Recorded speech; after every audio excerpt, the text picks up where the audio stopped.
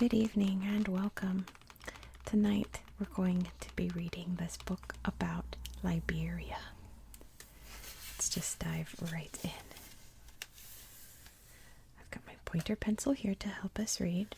We're going to read A Land of Potential Wealth, Struggling for Liberty, Extending Democracy, A Recovering Economy, Bridging the Divide, and Cities and Communities. There we go. Chapter 1, A Land of Potential Wealth. And look at this cool image. This person fishing.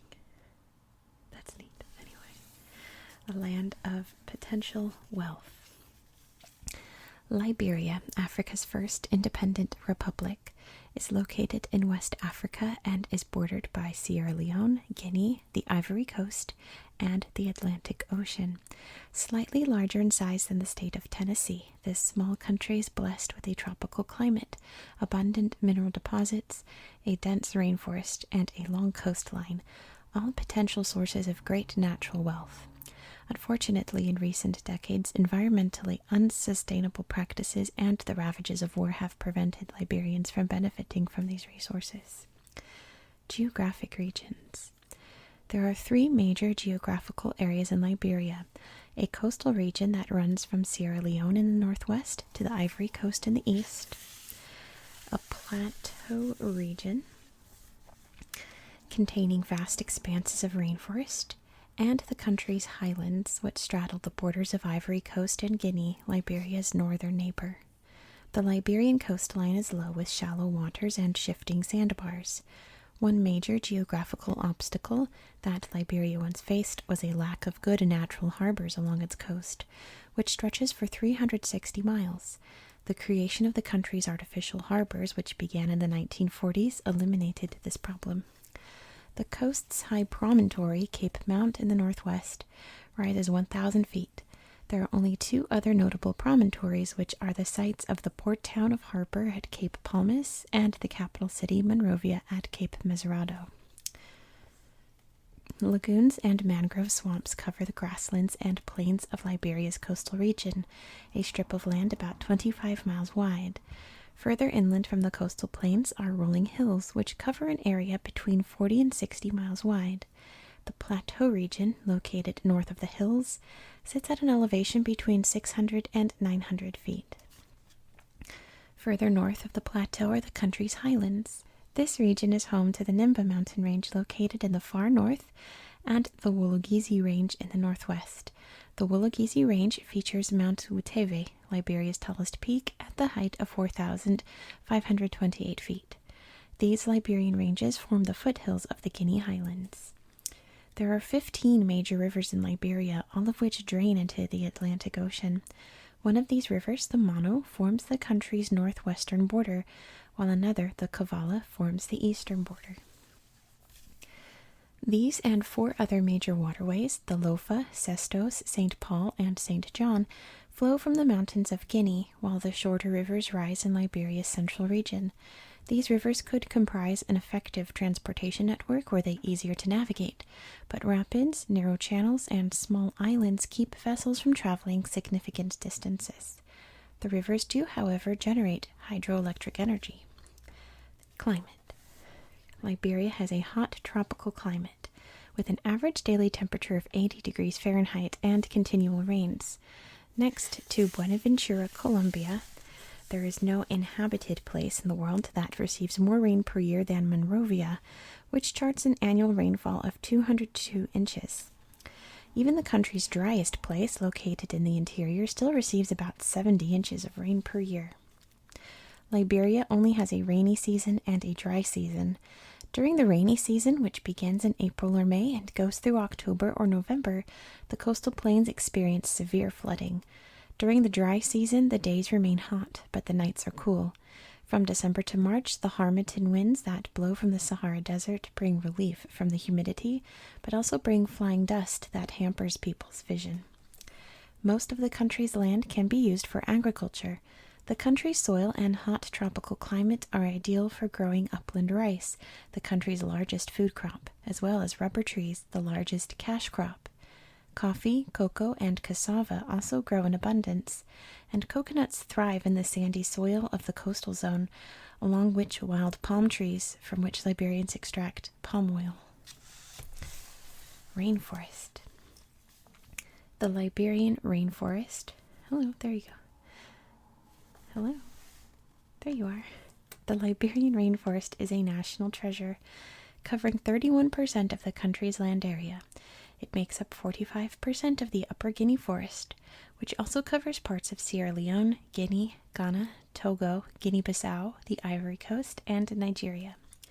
Among the animals that live in the Liberian forest are the genting stiker, the rarest species of sub-Saharan antelope in the world. The rainforest is also home to pygmy hippopotamuses, monkeys, mongoose, chimpanzees, leopards, cats, and hundreds of species of birds, 9 of which are endangered. Many plants with medicinal qualities have been found among the 2,000 or so different types of flowering plants that ecologists have identified in the rainforest. However, in recent years, unsustainable practices have threatened the forest's diverse plant and animal life. In past years, particularly during the 14-year-long civil war that ended in 2003, timber companies ignored logging regulations, and the court system failed to take legal action against them. The Save My Future Foundation estimates that log production increased by more than 1,300% between 1997 and 2001, and that logging and other unsustainable practices in West Africa have reduced the Upper Guinea Forest from an area of 281,043 square miles to only 35,829 square miles, 12.7% of its original size. In response to these logging infractions, the United Nations imposed sanctions on Liberian timber exports in 2003. The transitional government that was formed that year failed to meet the conditions to lift the embargo, and as a result, the sanctions were renewed in 2004 and again in 2005. Chapter 2, Struggling for Liberty. There's Charles Taylor getting arrested. The name Liberia, coined nearly 2 centuries ago, refers to the liberty that white American colonizers wished freed slaves would find in their new African settlement. Although it is true that a few thousand slaves who were transplanted to the West African coast gained freedoms that were previously denied them by their American masters, the same could not be said for the majority of the country's indigenous peoples, the original residents, who came to be oppressed by the Americo-Liberian elite. Liberian leaders eventually righted some of the wrongs done to the country's native people by giving them more of a say in government. However, during the 20th and 21st centuries, a number of other problems continued to plague the country, including extreme poverty, corruption, and political repression.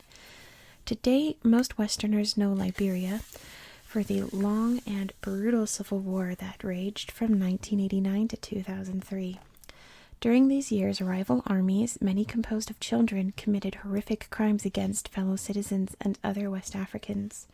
All the while, the country's economy collapsed and the infrastructure nearly fell apart. The original settlers.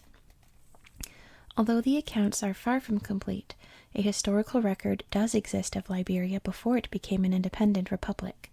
Historian John Peter Pham estimates that there were between 100,000 and 150,000 people living in the region before the white settlers and freed slaves arrived in 1820.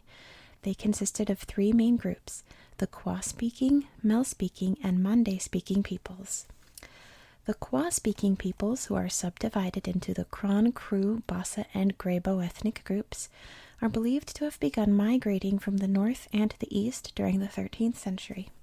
The Mel-speaking peoples, subdivided into the Gola and Kissi, arrived around 1300 or 1400. These groups were originally subjects of the Western Sudanic Empire's occupying regions to the north. In 1455, the entrance of the Mande-speaking peoples from Mali, who specialized in trade, marked a major change in the region's settlement. This new group pushed the Mel and the Kwa southward, a trend that continued as more Mande arrived over succeeding years. While these 3 groups were establishing themselves in the region, European nations were expanding their maritime trade. Portuguese seafarers and traders arrived in the land that would become Liberia in 1461 and were soon followed by the British and the Dutch. The There you go. The Portuguese are responsible for many of Liberia's present-day place names, including Cape Mesurado and the Grain Coast. Their name for the Liberian coast derived from the popular Malagueta pepper, whose seeds were known as grains of paradise. In addition to peppers and other spices, which could be sold in Europe at a great profit, the Portuguese also traded for hand-woven cotton cloth, ivory, gold, and palm oil. However, they were most interested in purchasing slaves, as the West African slave trade was highly profitable for all involved. The Mandingo and other Mande-speaking tribes were the most prominent trade partners with the Portuguese, having acquired slaves during wars with other tribes, while the Kru and Ikwa-speaking group of seafarers who had settled on the coast helped foreign sailors navigate the local waters. Returning to the homeland. In the early 19th century, the West African coast offered a solution to a problem that Americans faced at the time: what should be done with freed slaves, those who had escaped their bonds but had little chance of settling comfortably in a country where slavery was still legal in many states. The members of the American Colonization Society, or ACS, believed the proper solution was to return the freed slaves to Africa. The ACS first convened on December 21st, 1816. The diverse membership of the organization, composed of Northerners and Southerners, abolitionists and plantation owners, reflected its mixed agenda. For abolitionists, the group existed to help former slaves. Slaveholders wished to expel freed blacks from the United States so they could not stir up violent revolts among those still enslaved. Proponents of this latter view typically bolstered their argument by citing the Haitian Slave Rebellion of 1791, in which slaves living in the Caribbean island nation had successfully revolted against their French oppressors. In one of his letters, ACS founder Reverend Robert Finley stated the organization's different learnings in the same sentence. In addition to offering the blacks a better situation, he wrote, the resettlement option also promised that America should be cleared of them. The ACS faced several setbacks in trying to colonize the West African coast. Of the 86 settlers and 3 officials who arrived in 1820, 22 settlers and all 3 officials died of yellow fever or malaria. The 2 diseases would continue to take their toll. According to John Peter Pham of Liberia, Portrait of a Failed State, half of all the settlers lost their lives to poor health over just a few decades. After a second failed attempt to plant a colony, ACS agents made it to Cape Palmas in 1821, eager to negotiate for land with the Dey and Bassa chiefs. The proceedings were far from friendly. The boat's captain put a gun to the head of one of the chiefs, but in a feeble attempt at fairness, the settlers offered the leaders 6 muskets, 1 barrel of gunpowder, 6 iron bars, 1 barrel of rum, and a random assortment of other items in exchange for territory to establish their colony. This agreement constituted the original land claim for what became the colony of Monrovia. The Maryland State Colonization Society, an affiliate group of the ACS, founded a second colony in 1831 in the southeast region near Cape Palmas, which came to be called Maryland County. The lack of legitimacy was a pressing issue facing Monrovia. Because it had not acquired a U.S. charter signed by Congress, it was not treated like an official colony. Even after it became the Commonwealth of Liberia in 1839, the United States refused to acknowledge the settlers' sovereignty. Subsequently, whenever Liberia had a dispute with a European power like Great Britain or France, which by that time had colonized the neighboring lands today known respectively as Sierra Leone and Ivory Coast, the smaller colony could not draw on U.S. resources to press its claims. By the mid-1840s, the ACS had grown weary of its obligation to Liberia and called on the Commonwealth to sever its ties and declare independence. In 1847, 12 delegates signed a formal declaration containing language that was inspired by the U.S. Declaration of Independence. Similarly, the Liberian Constitution, ratified that same year, established a government modeled on the U.S. government, with a 3-part system consisting of a judicial branch, a bicameral legislature, and an executive branch headed by a president. Unfortunately, Liberia also followed the United States' lead in denying basic rights and citizenships to large segments of the population. Just as blacks and Native Americans were excluded in the United States, Liberia's constitution denied Native Africans the right to own property, without which they could not vote. Countless conflicts resulted from this legal division between an Americo-Liberian elite that lived along the coast and a native population that was basically relegated to the interior.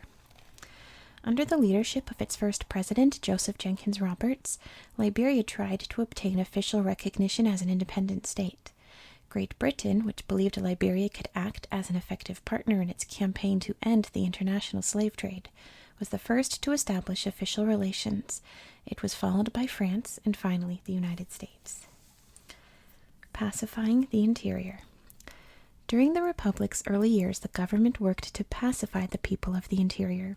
In the Sinoe War, which broke out in 1855, crew living near Greenville lashed out against a trade embargo that President Roberts had issued against them. After the crew attacked the settlement at Greenville Harbor, the government retaliated harshly, and the natives suffered heavy casualties and the dispossession of their land. In 1857, the colony of Maryland County asked Liberia for assistance in dealing with their own crew uprising. Liberia sent troops to help the Marylanders, and after the uprising was put down, Maryland County joined the Republic of Liberia. The Grebo, a confederation of Kwa-speaking tribes living in the Cape Palmas region, had better success contending with the government during the 1870s. Their demands to win back land stolen from them and gain citizenship were hard to dismiss on solid grounds. The Grebo declared their region independent from Liberia and began trading freely with foreign ships. Liberian government forces moved against the Grebo by invading their garrison in October 1875, but they were beaten back. By the following year, the Grebo had control of all of Maryland County except for the coastal town of Harper. In exchange for acknowledging the authority of the government in Monrovia, the Grebo were granted full citizenship. As various European powers seeking to solidify control of African lands encroached on Liberia's borders, it became imperative for the Monrovian administration to assert control over the interior. At the Berlin Conference of 1884-85, which was attended by representatives of the United States, the Ottoman Empire, and many European countries, the doctrine of effective occupation was among the emerging policies that would affect Liberia. The doctrine stated that if the government failed to assert control over its indigenous peoples, their land belonged to the colonial power that could subdue them. Liberia, still lacking U.S. protection, was struggling to meet the standard of effective occupation in the places where Britain and France were ready and able to establish control. Liberian President Hillary Johnson had ordered the opening of the port at Kavala near Harper in 1885, which was strongly resisted by the crew in the territory. Because Liberia was unable to control the natives, France believed it was justified in extending the western borders of its protectorate that would become the Ivory Coast, claiming land beyond the San Pedro River as far as the Kavala River. In 1892, France forced negotiations with Liberia. In exchange for handing over all territory east of the Kavala, Liberia received 25,000 francs and was granted sovereignty west of the river. Forced to also negotiate with Britain, Liberia agreed to sign the Anglo-Liberian Bounty Treaty, which established its western border with Sierra Leone at the Mono River. For a time, the Liberian government lacked a proper administrative structure for the interior, but one was finally established in 1904. An arrangement known as the Barclay Plan, named after then-President Arthur Barclay, divided the existing territories into districts along ethnic lines. The district borders were often arbitrarily drawn, as the ethnic groups were not always easily defined or settled in the specific area. However, the new setup enabled the Liberian administration to govern the interior and the rest of the country through a new hierarchy made up of district chiefs. Although these leaders continued to be selected through traditional customs, their appointments were ultimately subject to the approval of the government. The new system came with a number of repressive measures, including a hut tax that was assessed on native dwellings. The government, still made up of the Americo-Liberian elite, retained the power to determine what constituted a native dwelling. This system remained basically unaltered until the Americo-Liberian leadership was removed from government in 1980. An industry is born. The United States and the countries of Europe recognized Liberia's natural wealth, particularly the mineral resources found in the northern regions and along the Mono River. However, the country lacked the infrastructure, the roads, bridges, and railways, that could make mining and other operations efficient. At the turn of the 20th century, a British firm invested in this infrastructure in exchange for the right to extract Liberia's resources. It also issued a large loan to Liberia, but over the next few years, poor financial management resulted in the government failing to meet its loan payments. Subsequently, the country's foreign debt continued to rise. To help resolve the growing debt, in 1912, American bankers partnered with European lenders to issue Liberia a sizable loan. But in the years that followed, the Liberian government failed to meet its financial goals, and requests for additional loans were denied. With the state teetering on economic collapse, a new solution arose in the form of a landmark deal to produce rubber in Liberia. During the early 20th century, the growth of the automobile industry was spurring demand in rubber, and it was clear that rubber trees would thrive in Liberia's hot and humid climate. The American company Firestone, which was looking to break up a British monopoly on rubber production, agreed to a very affordable lease of 1 million acres of land about 30 miles east of Monrovia. The deal was undoubtedly a much greater boon to the investors than to the plantation workers, but the arrangement did help initiate development of the country's infrastructure, which at that point was virtually non-existent. The arrangement also helped Liberia avert a financial crisis. Although depressed rubber prices during a worldwide depression of the 1930s resulted in limited production. A much-needed boom occurred during World War II when the U.S. demand for natural rubber soared. Liberia became the Allies' main supplier of rubber. The United States also identified the Liberian coast as a strategic place to refuel and maintain aircraft, and the Defense Areas Agreement of 1942 authorized the construction of U.S. military installations. A year later, the United States repaid Liberia the favor by signing the Mutual Aid Agreement, which authorized the construction of Liberia's first artificial deep-water port in Monrovia. Under the leadership of President William V.S. Tubman, elected in 1944, the Liberian economy was revitalized.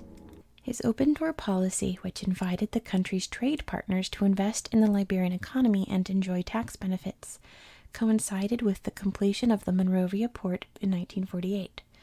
By 1952, Liberia had paid off its foreign debt and was enjoying a rare moment of financial independence.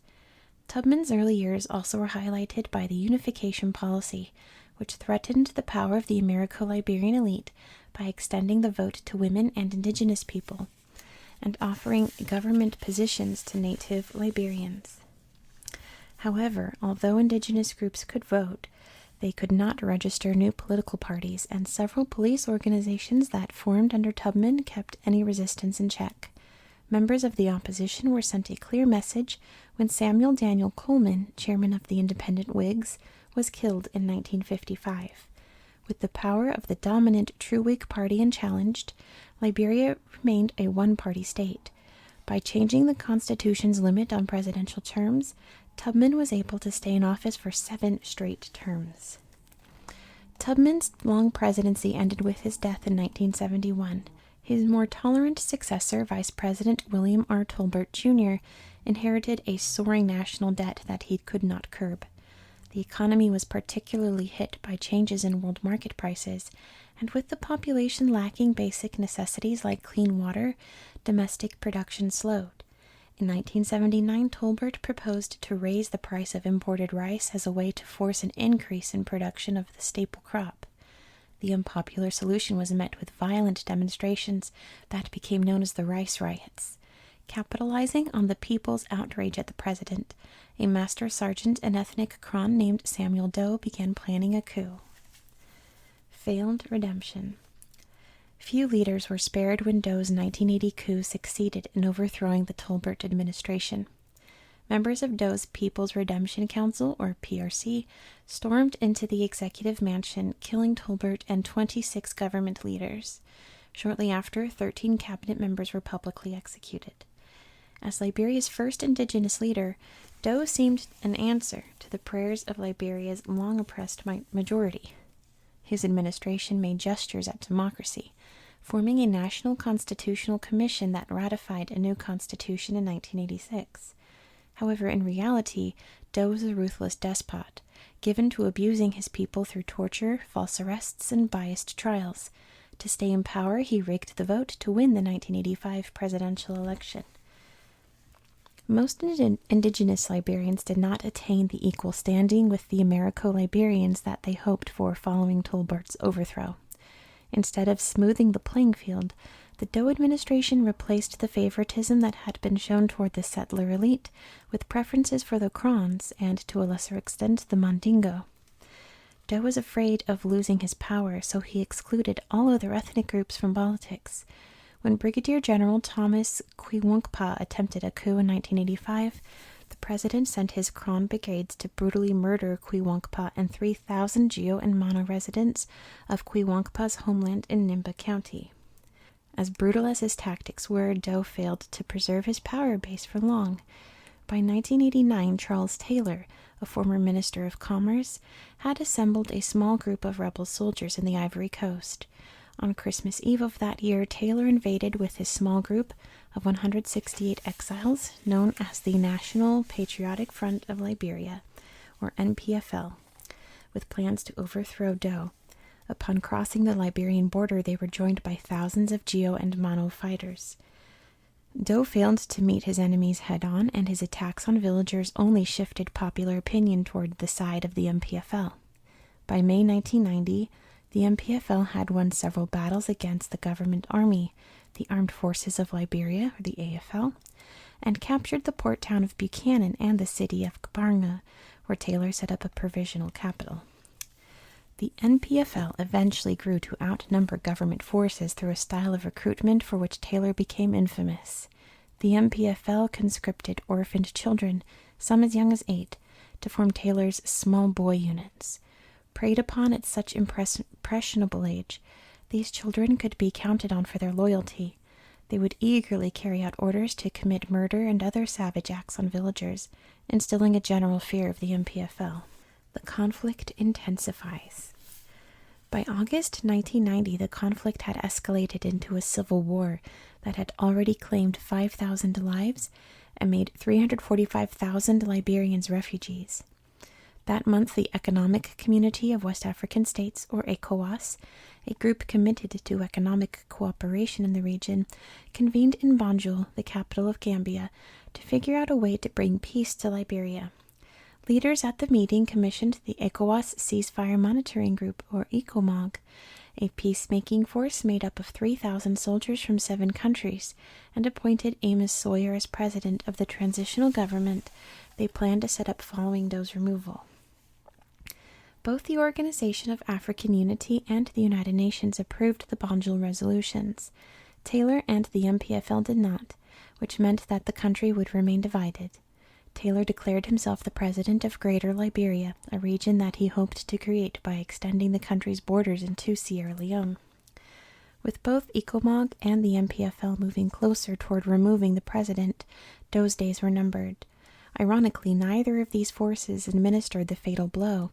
Instead, an NPFL splinter group known as the Independent National Patriotic Front of Liberia, or the INPFL, stormed the executive mansion in September 1990. These rebels captured Doe, tortured him, and dragged him through the streets to be publicly humiliated as he bled to death. INPFL leader Prince Yormi Johnson immediately dubbed himself president. Although ECOMOG quickly removed Johnson from power and sent him into exile in Nigeria, it was clear that ECOMOG had little control over the combatants, which at one point consisted of 7 major groups. As the war intensified, ECOMOG shifted from its original focus on peacemaking to participating as combatants. Following Doe's assassination, ECOMOG launched a strong offensive against the NPFL, now entrenched in the eastern section of Monrovia. The attack was so effective that it forced the NPFL to agree to a ceasefire in November 1990.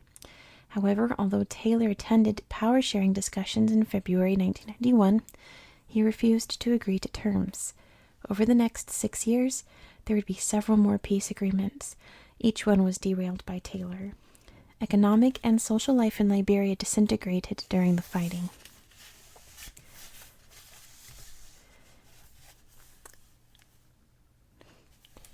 Here we go. Faction leaders funded their military operations by encouraging their foot soldiers to loot citizens and hijack the country's sources of revenue.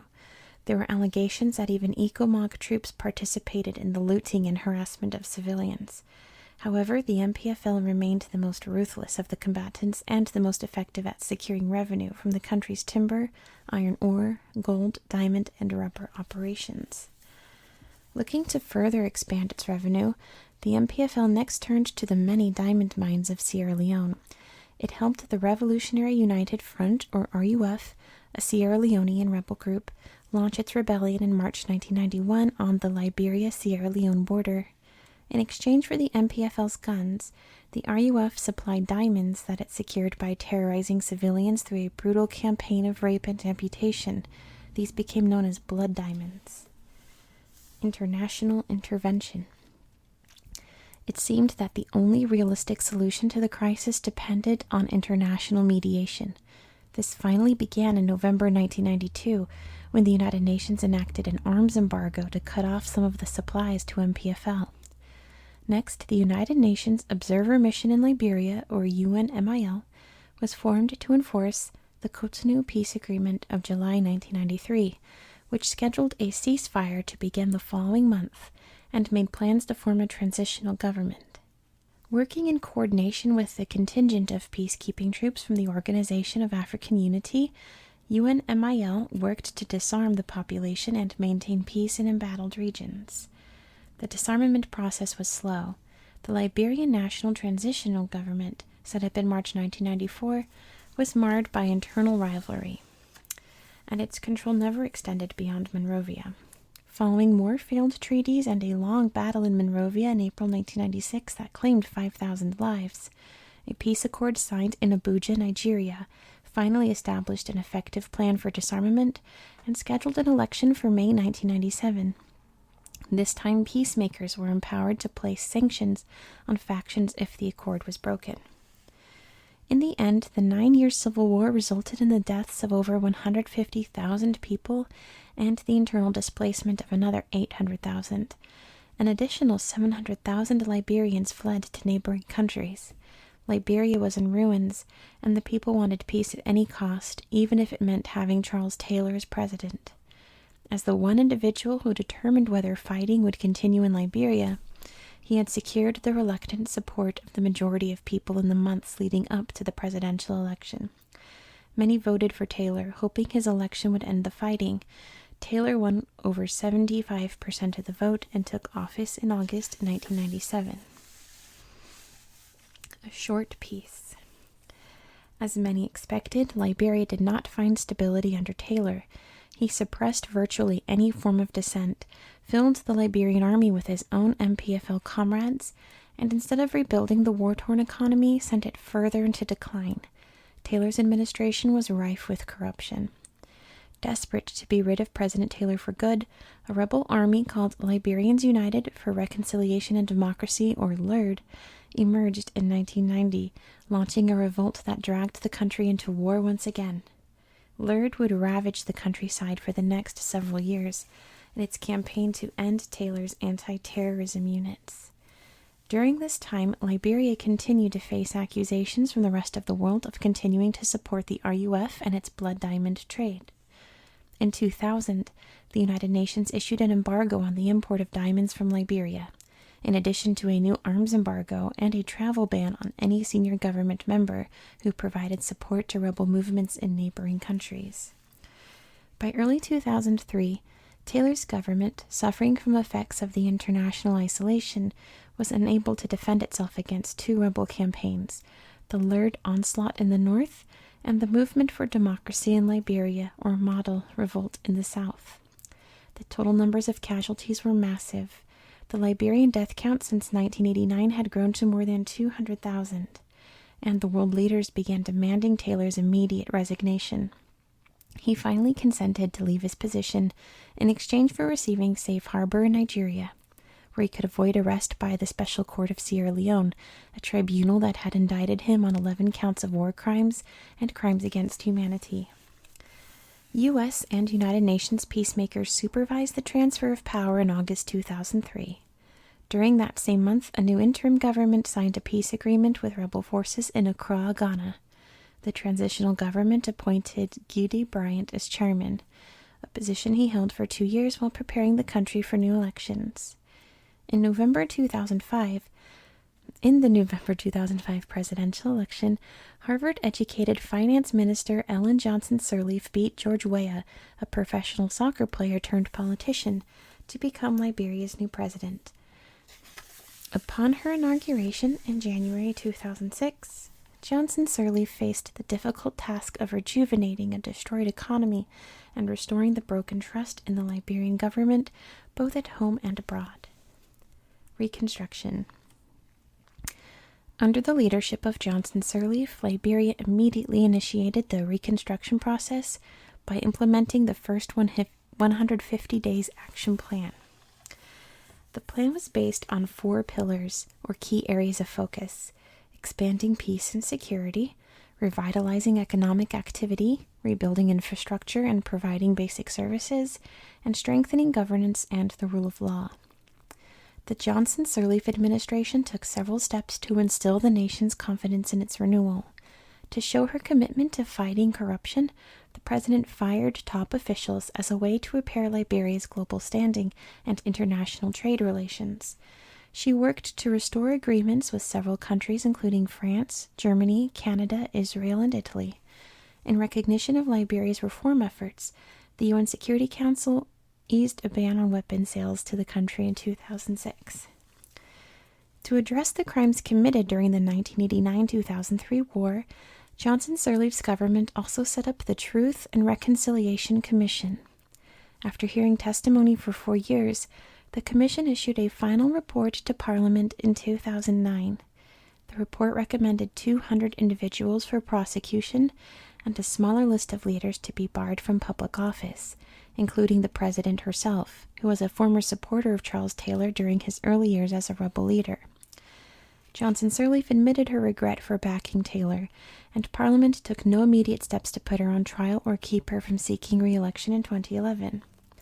Taylor was sent to The Hague, Netherlands in 2006 to be tried by the Special Court for Sierra Leone for crimes committed in that country's civil war.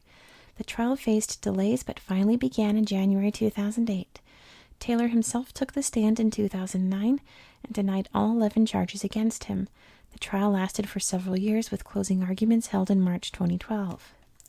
He went to jail, by the way. Extending democracy.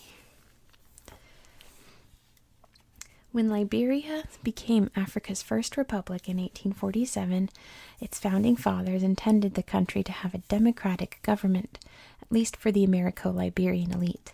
For much of the country's history, the native Liberian majority was excluded from the political process. Liberia has seen significant changes in recent decades, however. The end of the 20th century marked the beginning of a form of government that better reflected the desires of indigenous people, while the beginning of the 21st marked the return of accountable leadership. After her inauguration in January 2006, President Ellen Johnson Sirleaf took on the burden of leading a reconstituted government and restoring the country's faith in its leaders. Between the Peace Accord of 2003 and the election of Johnson Sirleaf, most of the cabinet positions and legislative seats of the Liberian Parliament were shared by members of the warring parties, the National Patriotic Party, the former ruling organization, the Lurd Party, and the Model Party.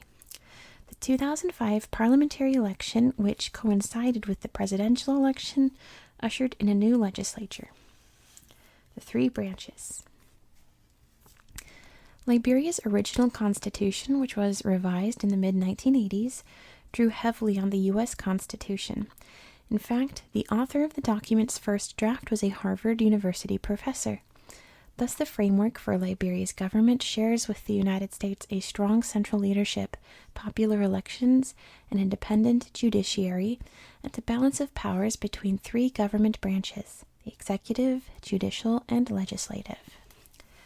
Like the U.S. President, the head of Liberia's executive branch enjoys the power to appoint many important government officials. All appointments, however, are subject to the consent of both houses in the legislature. The president selects ambassadors, justices of the Supreme Court, the superintendents who govern Liberia's 15 counties, and 21 cabinet ministers who oversee government departments like agriculture, finance, justice, and health and social welfare. The president shares leadership with a vice president, who presides over the Senate in addition to his or her other functions. The vice president is elected on the same ticket with the president, and both leaders can serve a maximum of 2 6-year terms in office. Liberia's judicial branch, like the U.S. judiciary, enforces the laws of the country. It is headed by the Supreme Court, which is led by a Chief Justice and 4 Associate Justices. These officials are appointed by the President with the approval of the Senate. They retire at the age of 70, and the only other way they may leave their position is if they are impeached. Below the Supreme Court are criminal courts, an appeals court, and in the counties, magistrate courts. Within the tribal communities of Liberia, known as chiefdoms, there are also traditional courts, which administer justice according to a legal code based on tribal law. In these chiefdoms, which are typically governed by leaders called paramount chiefs, tribal law takes precedence in a number of situations, including family law, disputes over land use, and matters of inheritance. The legislature, made up of a Senate and House of Representatives, is responsible for managing the country's finances, approving treaties and other international agreements, regulating trade, and creating new laws. A bill becomes a law by going through both houses. As in the United States, the Liberian president has veto power over a bill, but that veto can be overridden by a vote of a 2/3 majority in each house. Half of the senators are considered senior senators, who serve 9-year terms. The other half are junior senators, who serve 6-year periods. Representatives also serve 6-year terms. The legislative elections of 2005 filled the 30 seats of the Senate and the 64 seats of the House of Representatives. No single party earned a majority in the legislature. The Congress for Democratic Change, or CDC, which championed the decentralization of government and the end of government corruption, claimed 15 seats in the House of Representatives and 3 in the Senate. The Coalition for the Transformation of Liberia, or COTOL, placed just behind the CDC in the legislative race, winning 7 Senate seats and 8 in the House of Representatives. A coalition of 4 separate parties, COTOL was led by presidential candidate Varney Sherman, an educational reform advocate. President Johnson's Unity Party won only 11 seats in the 2005 election. In 2010, a legal change added 9 seats to the House of Representatives. A general election was held in November 2011. Today, the Unity Party has the largest block of seats in the House, with 24, and the Senate with 10. The Congress for Democratic Change holds 11 seats in the House and 3 in the Senate. A new party, the National Union for Democratic Progress, won 6 House seats and 2 Senate seats in 2011. In the presidential election held at the same time as the legislative election, Ellen Johnson Sirleaf won a runoff election against Winston Tubman of the Congress for Democratic Change. She was inaugurated for a second term as president in January 2012. Dealing with the issues. Liberia's founding fathers established a divide between the elite and the rest of the country that is still not completely bridged today. The revisions in the 1986 Constitution made modest gains by including all the country's ethnic groups in the political process, but many believe the Americo-Liberians still hold power at the expense of the people of the interior. An important article of the 1986 Constitution stated that political parties could be organized along ethnic, religious, or other lines. Many feared that opening up the political arena in this matter would create conditions that would allow one group to dominate others. As a preventive measure, the writers of the new Constitution included a requirement that political parties must have a minimum of 500 members in each of at least 6 counties. This quota helped ensure that political agendas more closely represented a national consensus than the views of a particular ethnic or regional group. Many Liberians believe there are other political obstacles standing in the way of indigenous groups, including the manner in which country superintendents enter their positions. If superintendents gained office through popular election rather than presidential appointment, opponents argue, they would more closely reflect the positions of county residents. These leaders advocate for the passage of a constitutional amendment that would remove this special appointing power from the president. As more and more indigenous groups participate in the political process, some people wonder if the next step is to extend the vote to the country's foreign-born population. The Constitution currently excludes those who are not black from voting, as well as from acquiring citizenship or owning property. Some 4,000 Lebanese, Indians, and whites currently live in the country. These foreigners hope the Constitution can be expanded so that all residents can participate in the country's ongoing reforms. A recovering economy.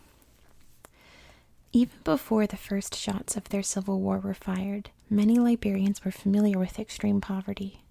The country's export-driven economy had long been vulnerable to the changes in international prices for rubber, timber, iron ore, and diamonds. During the Civil War, already weak industries crumbled, and warlords hoarded the country's scarce resources, leaving the average Liberian to scramble for basic necessities. Such desperate conditions helped earn the country the label the world's worst place to live in 2003. The national economy suffered immediate setbacks from the fighting. Economist.com reported that a year into the Civil War, domestic production had been reduced by more than 4/5. The financial numbers recorded by the end of the war were equally alarming. The gross domestic product in 2002 was $561.8 million, a figure that represented just 45.9% of the GDP before fighting broke out in 1989. Although the GDP climbed back to $2.9 billion in 2006, much of this wealth is concentrated in the hands of a few people. The majority of Liberians live on an average of 25 cents a day. Affording a simple life is an enormous challenge in Liberia.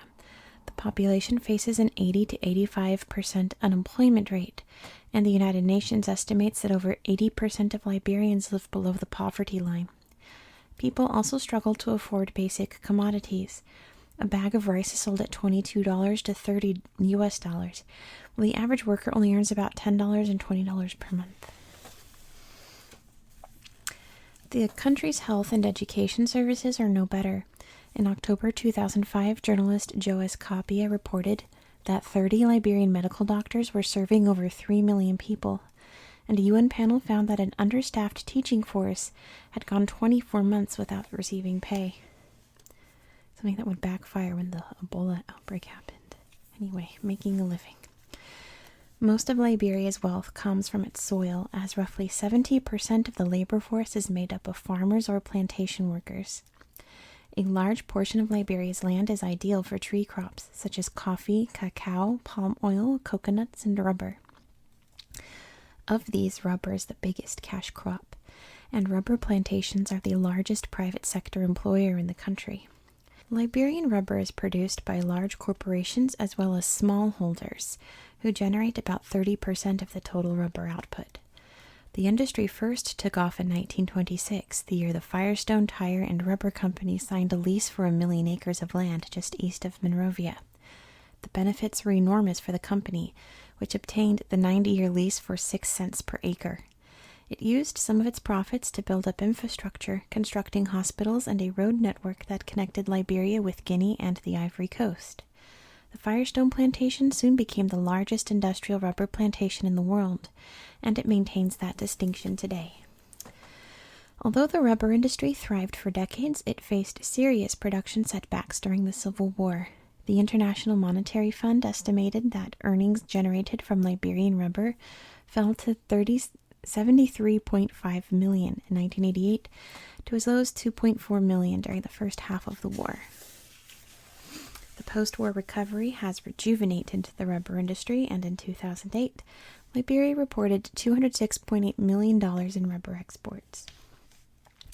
The decline in production was the result of rebel looting and a lack of sustainable practices.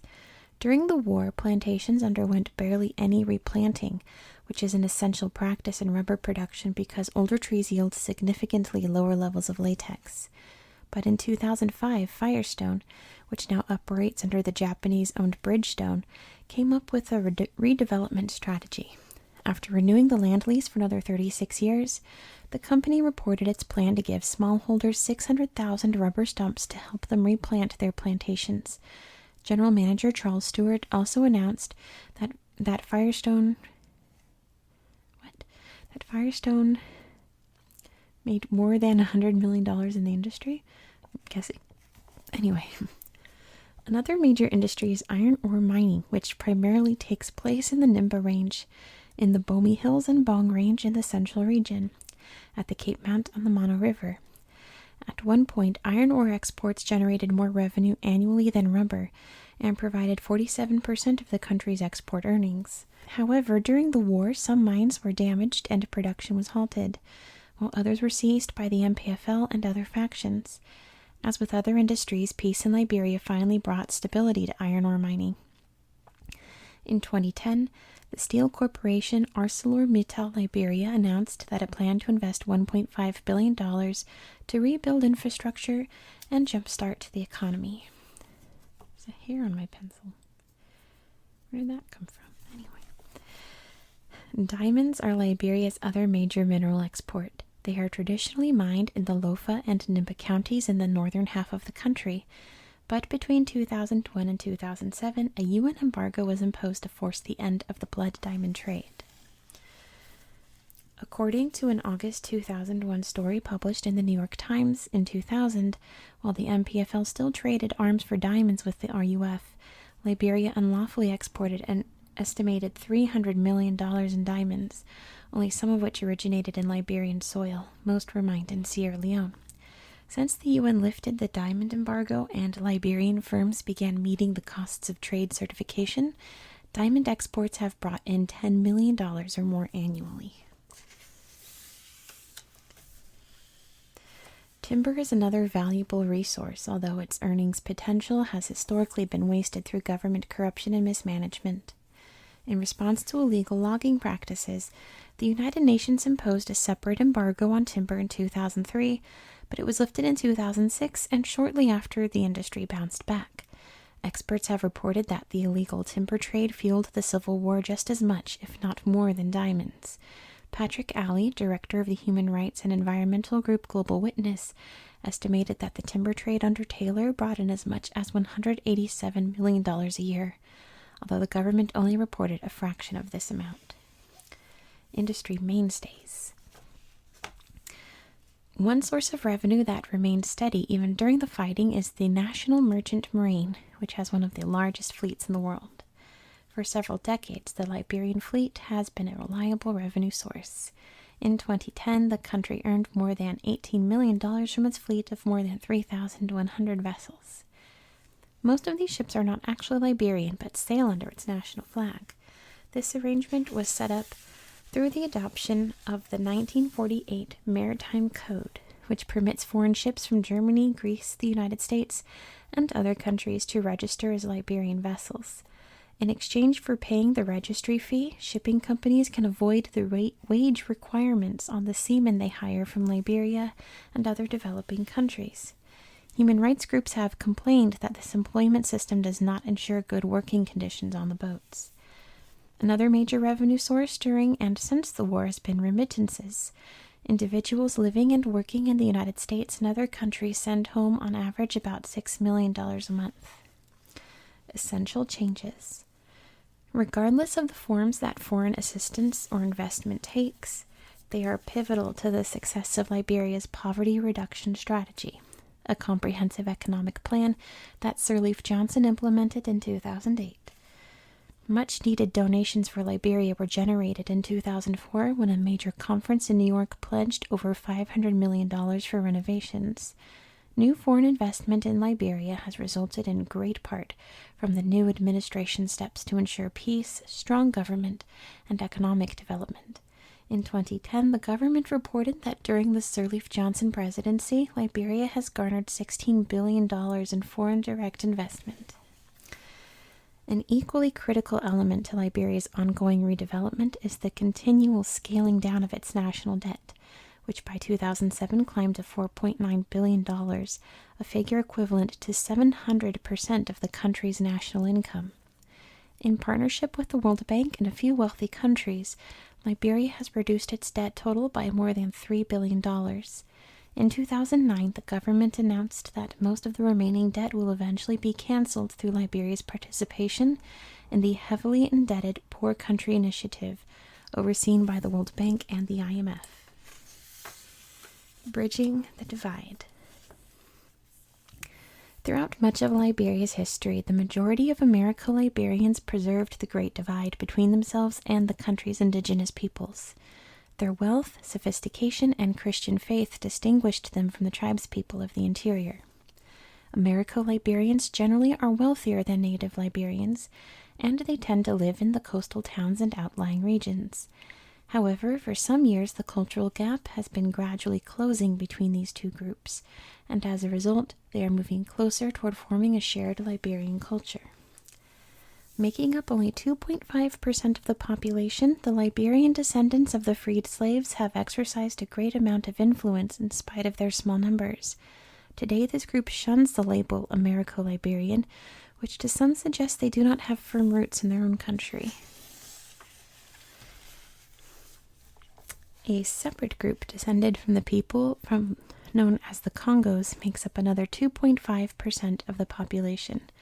The Congos, or recaptives, were slaves from the Congo region of Central Africa, parts of West Africa, and the Angola region, who had regained their freedom before reaching the New World.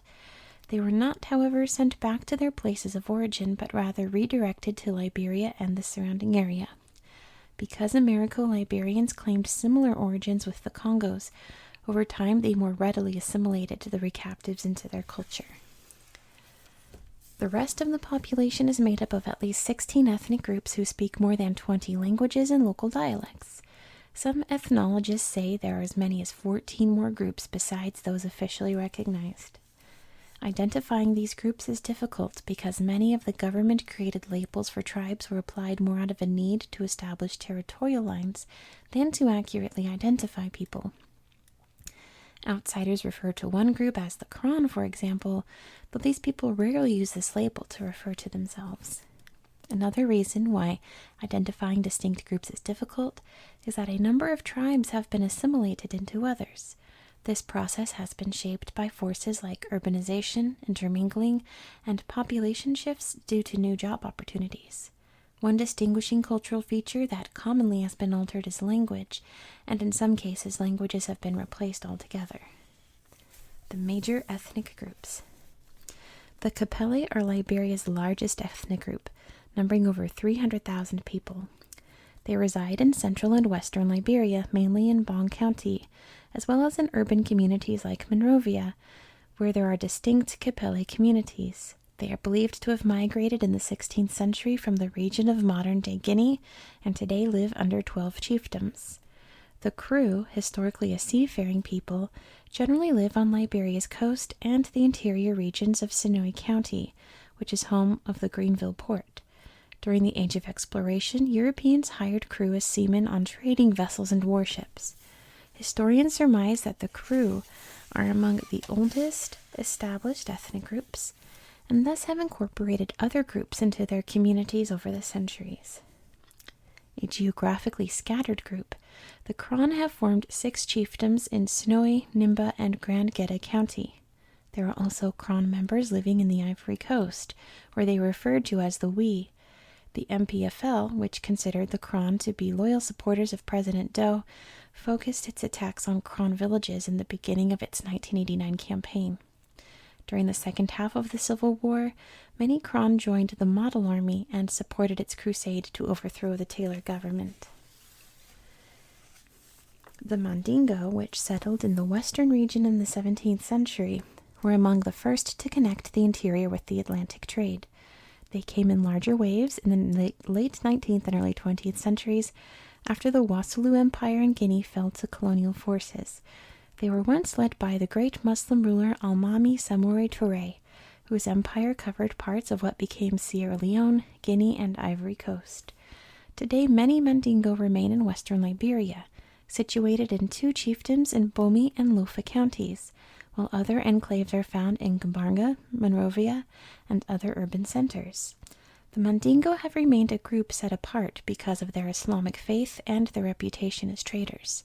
With the Mende, Gola, Bandi, and a large settlement of the Lebanese minority, the Mandingo form the 20% of the population that makes up the Muslim minority. The 3 religions. While the Mandingo's traditions are strongly grounded in Islam, Liberian groups like the Mende, Gola, and Bandi have preserved their own indigenous traditions as they have gradually adopted Islamic beliefs. Similarly, other groups have assimilated Christian elements into their original belief systems. A relatively small segment of Liberians, roughly 20%, practice only indigenous religions in their pure forms. Liberia's Muslims, who are nearly all followers of the Orthodox Sunni branch, live mostly in the western and central regions, with some pockets settled in the eastern region. There are more than a half-dozen mosques in Monrovia, and 100 more scattered throughout the rest of the country. Unlike in other African societies where Muslims have clashed with Christians, Liberian Muslims have enjoyed a relatively peaceful coexistence with citizens of other faiths. The Christian faith has figured prominently in the lives of the settlers and their descendants, as well as those segments of the present-day indigenous population that have come in contact with church representatives and converts. The Christian mindset is strongly reflected in the country's main governing documents, including the 1986 Constitution, which asserts Liberia's reliance on His divine guidance for its survival. The Christian segment of the Liberian population is very diverse, made up of grassroots churches as well as traditional parishes of the Catholic and mainstream Protestant denominations. Many indigenous Liberians distinguish churches as Kwi, a label referring to a formal style of worship. In recent years, Pentecostal and Charismatic churches, which are not Kwi, have sprung up. Their worship styles marked by acts of physical healing and a direct experience of the Holy Spirit. The dramatic worship style embraced by Pentecostal and Charismatic Christians resembles the practices of indigenous traditions, a fact that has helped indigenous people assimilate the Western faith into their beliefs. In some communities, it is not uncommon for a leader to take on the dual role of Christian deacon and zo, the Liberian term for a village priest. However, in many areas, indigenous traditions have undergone minimal change, particularly the secret societies prevalent among the ethnic groups in Liberia and other West African nations. The secret nature of these societies derives not from their membership, which is generally open, but rather the undisclosed rituals of the groups as rites of passage, as well as the secret powers and training that their zos possess. Most of these societies are organized by gender. Male societies are known as Poro and female as Sande. Other societies may go by different names, but are similarly grouped by gender. Poro and Sande traditions deal mainly with the spirits of ancestors, animals, or natural surroundings. During a special initiation that takes place at puberty, boys go through a set of rituals and a period of rebirth in which they commune with the spirits of the forest. Sometimes during these sessions of bush school, which are held in a restricted area of the forest, the old selves of the boys are said to be eaten by the bush devil. Though fearsome, this forest spirit is not as evil as its name implies. Villagers celebrate the boys' graduation from bush school and their passage into manhood by smearing their faces with white clay, a symbol of their rebirth. The principal task of the zo is to represent spirits to the tribe, which occurs through the mask ritual. The mask, which is usually carved from wood, is a religious relic with special powers. By wearing the mask and camouflaging himself completely to hide his normal appearance, the zo makes himself ready to be briefly possessed by a spirit, which may then reveal a prophecy about a community's future. The arts. Traditional Liberian dance, unlike Western styles, is not readily distinguished from religious ritual. Thus, music and dancing commonly accompany the Poro mask ritual. Dancing in Liberia is marked by a high level of athleticism and exuberance, and every tribe has its own signature dance steps. Performances are typically accompanied by log drums, whose earthy sound is reminiscent of the sounds of the forest and its spirits. Liberia's musical heritage contains diverse elements including Latin American genres, the choral singing of Western missionaries, and West African music, which is characterized by the combination of multiple rhythms, ululation, or high-pitched warbling, and call and response between singer and chorus. The origins of high life music, a West African genre that incorporates Cuban rumba and other forms of Latin music, is attributed to the crew. Traveling along the West African coast centuries ago, crew sailors played music with some of the small portable instruments that are synonymous with high life today, including the accordion, harmonica, mandolin, and the Spanish guitar. In addition to dance, Liberia also has a tradition of creative writing. The most prominent of Liberia's writers have also been leaders. Roland Dempster, a poet, was a representative from Grand Cape Mount County. The folklorist Bai Timur served as the chief of the Bureau of Agriculture. More recently, playwright and author Wilton Sakawulo chaired the Council of State of the transitional government that was in place between 1995 and 1996. One of Sakawulo's most well-known works is The Marriage of Wisdom, an anthology of Liberian folk tales published in 1974. Education. Many of Liberia's leaders consider educational reform critical to the country's post-war reconstruction. Faced with a literacy rate estimated somewhere between 60 and 85%, reformers have a long road ahead of them. One of the most urgent projects has been rebuilding the University of Liberia in Monrovia, which suffered major looting during the Civil War. Dating back to 1863, the university is one of West Africa's oldest institutes of higher learning. The school reopened in 2005 with hopes of building capacity for more Liberian students, many of whom would otherwise receive their education in the United States. Another school with a great educational legacy is Cuttington University College at Suacoco, a town 120 miles north of Monrovia. Founded by the Episcopal Church, it is the oldest private, coeducational, four-year degree-granting university in sub-Saharan Africa. Cities and communities. A large number of the nearly 3.5 million Liberians living in the country are settled on the coast, where all the major towns except Kabarga are located. Liberia's major port towns are Buchanan, Greenville, Harper, and the capital city, Monrovia, which dwarfs the others in population and size. During the war years, urban populations swelled as thousands of uprooted people arrived to escape the fighting. Monrovia. Liberia's capital and main commercial center lies on one of the country's few peninsulas in the northwest region at the mouths of the Mesurado and St. Paul rivers. The city is home to 1,010,970 people in the metropolitan area. Because the city was originally built to accommodate only 400,000 people, many households have been forced to go without running water or electricity. Long before the American Colonization Society arrived at Cape Mesurado in 1821, the Dey and Bassa were settled there. After bullying the tribes into offering up their land, the colonists settled on tiny Providence Island, located near what is now downtown Monrovia. From there they moved on to the mainland and named the new community after James Monroe, the 5th President of the United States and an ACS supporter. A couple of decades later, Monrovia became the capital of the new Republic of Liberia. Monrovia received an economic boost from the U.S.-led construction of the city's deepwater port, which took place between 1944 and 1948.